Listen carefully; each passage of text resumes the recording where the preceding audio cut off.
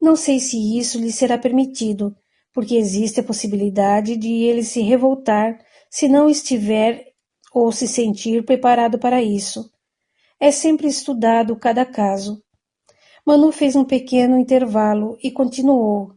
A senhora, trabalhando na enfermaria, sabe que muitos dizem perdoo. Mas, diante de uma circunstância em que se é vítima, perdoarão ou não?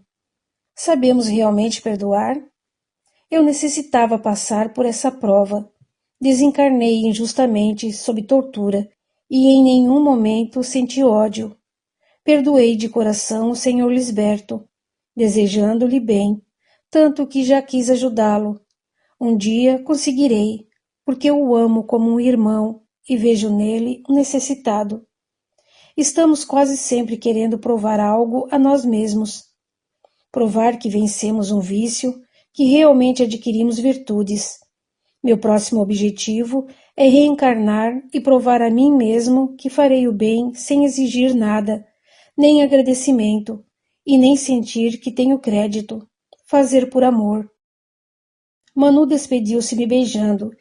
Fiquei sozinha no nosso pequeno jardim, pensando no que meu filho disse, e as lembranças vieram.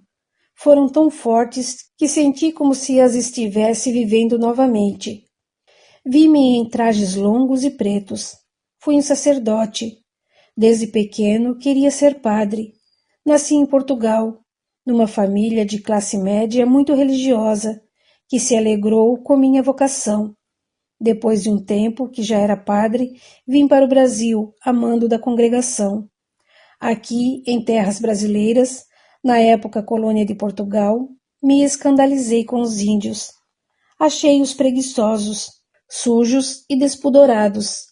Analisei-os e concluí, sem duvidar, que índios não tinham alma e que não serviam para nada. Mesmo vitimados por doenças oriundas dos brancos que os levavam à morte, não me apiedava, até os ajudei, certa vez, a ir para o interior, para as matas fechadas. Havia escravidão. Acatei-a, pois acreditava que negros não tinham alma, como dizia a igreja. Se não tinham, eram animais, talvez mais aperfeiçoados, para servir os brancos.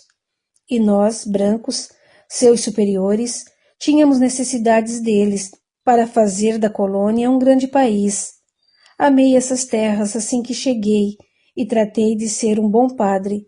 No meu tempo livre, estava sempre lendo e estudando livros que trouxera comigo de Portugal. Uma vez, uma negra veio me pedir ajuda. Ela estava grávida. A criança era filha de um senhor, e a sinhá prometera mandar a criança para longe logo que nascesse. Ela chorou. Estranho, pensei. Tem sentimentos. É negra e mulher. Mas animais também gostam e cuidam com carinho de suas crias. Tive dó e a ajudei. Fiz a sinhá vendê-la para uma senhora que morava longe e que era boa para os escravos. Lá ela não iria se separar de seu filho. Ela me agradeceu chorando. Confesso que esse episódio me abalou, mas logo voltei a crer na igreja. Deus é justo. Não ia fazer um negro e escravo com alma para viver uma só vez na terra. Não tem alma e pronto.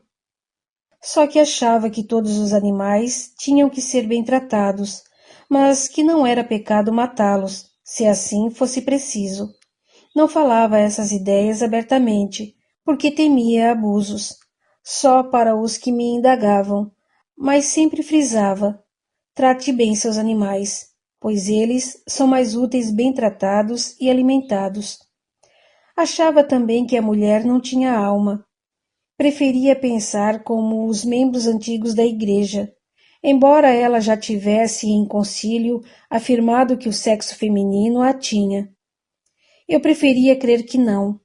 Era outro ser inferior, que viera ao mundo só para servir os homens. Embora pensasse errado, vivi tentando ser bom sacerdote. Segui os mandamentos da igreja. Não tive vícios, nem amantes. Não fiz nada que a igreja pudesse abonar. Fui para minha congregação um excelente membro. Quando meu sobrinho, também padre, veio ficar comigo, achando-o sonhador, tudo fiz para que ele mudasse e acatasse minhas ideias. Ele desencarnou vítima de uma febre tropical. Senti muito. Já velho, fiquei doente por muito tempo, sendo bem cuidado por mulheres piedosas que gostavam de mim. Um dia, uma delas me disse: "O senhor sempre diz que mulher não tem alma. Acho que não tenho mesmo. Vim ao mundo para sofrer. Não devo ser filha de Deus." Pensando assim, cometi alguns pecados. Mas que me importa? Se não tenho alma, quando morrer irei acabar. Talvez seja melhor mesmo. Se não, poderia ir para o inferno. Não sei bem por que chorei ao escutar aquilo, e pela primeira vez cogitei que poderia estar equivocado. Lembrei-me de Maria, mãe de Jesus. Talvez só ela tivesse alma, e para que Jesus nascesse. Era um fato especial. Preferi não pensar nisso, mas passei a fazê-lo. Comecei a chorar, tristonho. Poderia ter passado toda a minha vida erradamente, e comecei a pedir a Deus. Deus Pai, se errei, me perdoe. Não sabia se errara ou não. Fiquei em conflito e sofri muito mais com isso do que com as dores do corpo enfermo. Desencarnei, dormi para acordar num outro leito, em um lugar estranho, e ao meu lado meu sobrinho me dando as boas-vindas. Tio, como está? Perguntou ele com carinho. Estava errado? Diga-me, estive errado? Indaguei aflito. Sim, titio, estivemos errados, respondeu ele. Chorei muito. Não fiquei muito tempo no plano espiritual, e me foi dada a bênção de reencarnar. Aí fui Jussara, mulher, filha de Índia e escrava. As recordações findaram, e eu fiquei chorando. Mamãe, eu te amo, disse Manu me abraçando. Você foi meu sobrinho. Fiz mal a você. Por que voltou? Não ia trabalhar? Estive preocupado com a senhora. Deixei uma colega no meu lugar e voltei para vê-la. Fui a causa do sofrimento de muitos. Mamãe, disse Manu carinhosamente, não se lamente assim. Escutamos a quem queremos. Eu era livre para acatar suas ideias ou não. Para mim, foi mais cômodo escutá-la que atender a minha consciência. Se seguisse meus planos, teria mais trabalho. Seria muito mais difícil ser abolicionista. Optei pelo mais fácil. Como é perigoso incutir nas pessoas ideias erradas. Fui um escravocrata, um fariseu, de quem Jesus disse: ai daquele que não entra no reino de Deus e impede que outros o façam. Mamãe, eu tinha o Evangelho, os ensinamentos de Jesus, e deveria tê-lo como meta. Não fiz isso. A culpa foi minha, respondeu Manu. Enxuguei as lágrimas do meu rosto e falei suspirando. Você está sendo bondoso, me isentando dos erros. Não estou dizendo que não teve culpa. Somos eu e a senhora culpados. Sou responsável pela minha parcela e não quero jogar a falta que me cabe em outros. Achava um índio selvagem, um animal indomável e ocioso que não deveria existir, e fui filha de uma. Lamentei. Mas compreendeu que o índio é um espírito que começa a ter noções do progresso, que os brancos deveriam amá-lo, respeitá-lo e ajudá-lo a progredir no bem. Não chore mais, mamãe.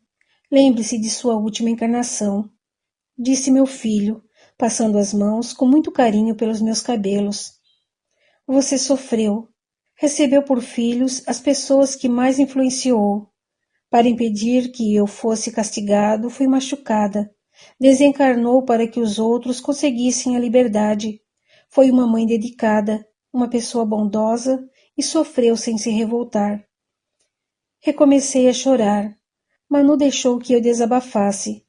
Como os erros nos pesam, mesmo já tendo colhido de sua plantação. Senti que não bastava tê-los espiado. mas que era necessário ajudar os que erraram pela minha insensatez. Ainda bem que não dizia minhas ideias a todos. Temia abusos, exclamei. Sim, temia que houvesse mais castigos com os pobres animais que julgava serem os escravos. Manu, perdoe-me, pedi. Por favor, mamãe, não me peça perdão. Não tenho nada para lhe perdoar. Mas, se isso a tranquiliza, perdoo. E mais, te amo. Obrigada. Passei uns dias tristes, mas tristeza não paga dívidas. Embora eu as tenha pago pela dor, quis contribuir pelo amor. Fui ao departamento de auxílio e pedi. Quero ajudar os que prejudiquei.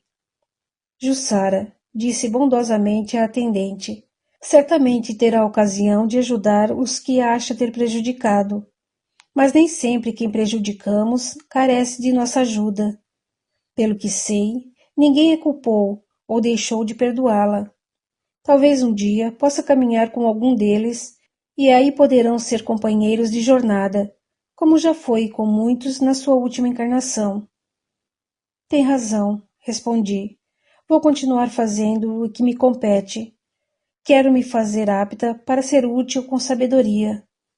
Quando reencarnar, pensei, quero provar a mim mesma que serei capaz de amar a todos igualmente. Será, Jussara? Disse a atendente, lendo meus pensamentos. Que já não o fez? Dessa vez não amou negros, brancos e índios igualmente? Sorri e agradeci. Entendi que para recordar o passado necessitava estar amadurecida, embora cada um se sinta, ao fazê-lo, de um modo. Manu não se abalou ao recordar. Eu sofri, não queria ter agido assim, e certamente não agiria novamente, e continuei fazendo o que me era designado com mais amor.